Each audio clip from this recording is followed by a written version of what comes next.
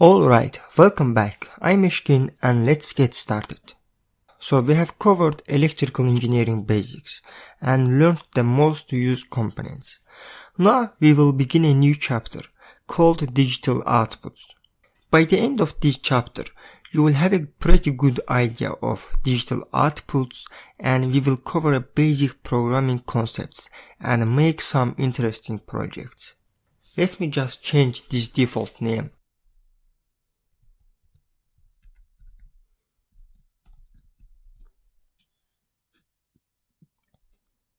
First of all, I'm going to create a LED circuit using Arduino, but for this part we don't need to programming.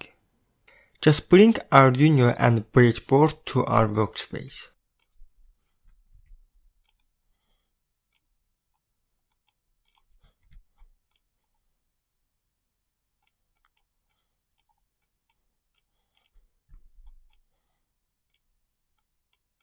For the first configuration of LED, I'm just going to use Arduino as a power source. And I'm going to use Arduino instead of a battery. When you look at the Arduino board, you see that there are power pins. So this pin is the reset pin. It's just like to this button, but it's external pin. And this pin provides 3.3 volt and this pin provides 5 volts. These two pins are just the same with the negative side of the battery. And you can use this pin to power up the Arduino. Throughout this course, we will use just these 4 pins, 3.3 volts, 5 volts, GND and GND pins. Okay.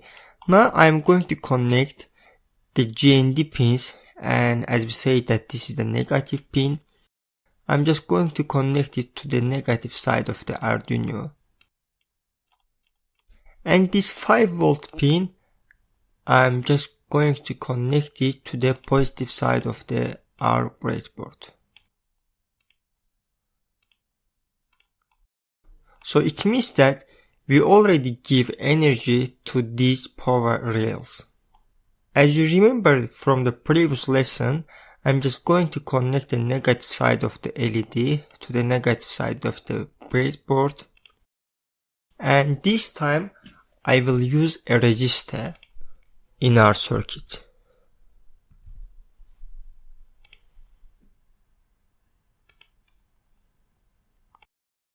Okay, now I'm going to connect this side of the resistor to the positive side of the breadboard. So we've just made it and I'm going to start simulation. Now as you see that LED just lights up. Let me ask you a question. What should I do if I want to turn on the LED every 1 second? The LED should be turned on for 1 second and then it must be turned off for 1 second and then this process should continue automatically.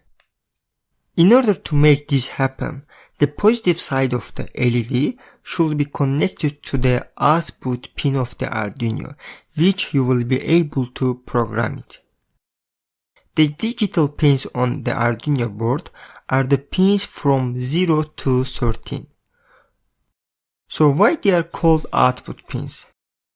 Actually, they are called output and input pins, but we are going to cover input pins in the next chapter.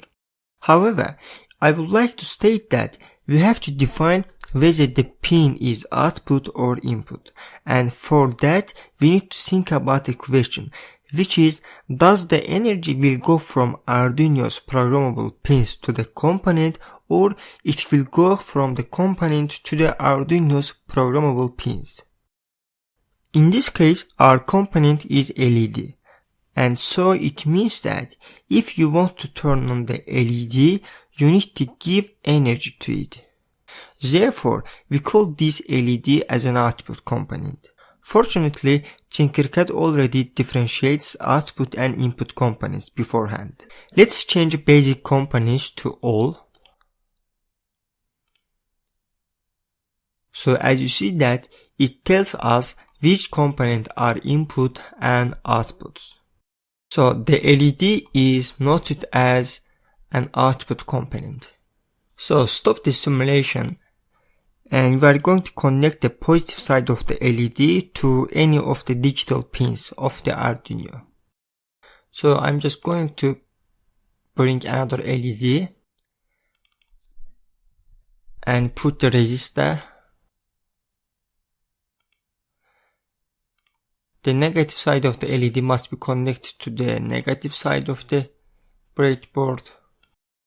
So this time we are going to connect the positive side of the LED to any of the digital pins.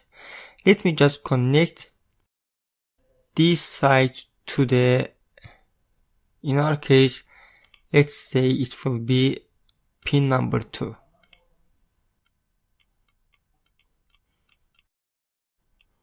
Okay, why it is called as digital?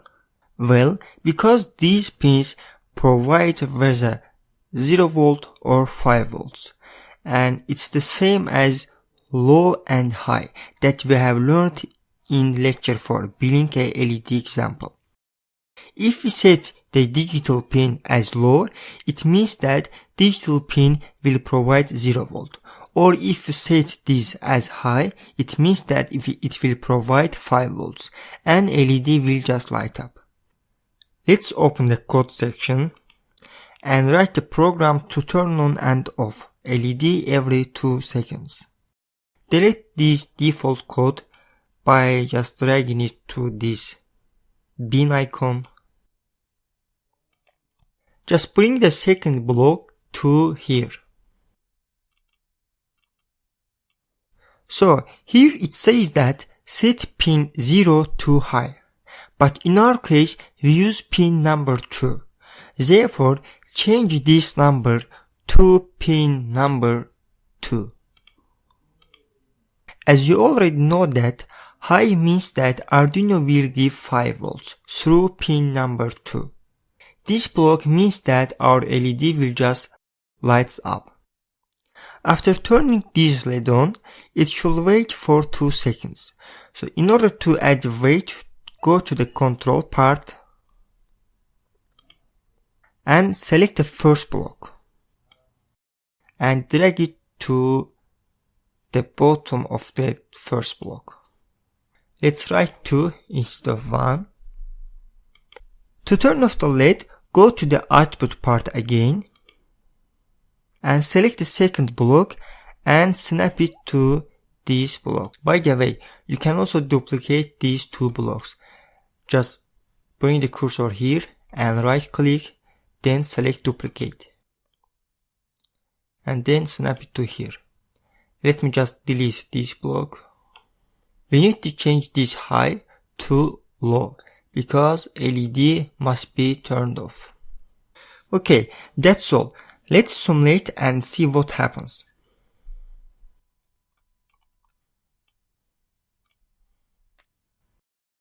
Well, it works perfectly. I want to show you one more thing. Now I am changing pin number 2 to pin number 13 and I am just going to simulate. Now the second configuration of the LED doesn't work.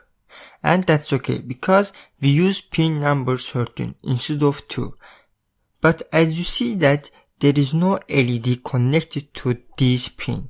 If you look at the Arduino very carefully, you will notice the built-in LED which we have seen in the lecture 4 just flashes. And what does that mean? So keep in mind that the built-in LED is connected to pin number 13 in advance. So when you use this pin, you also control this small LED. Great, we have learned how to write a program to make LED flashes. So if you know how to use one LED, then it should be easy to program multiple LEDs. And I will be waiting for you in the next video where we will start doing exactly that.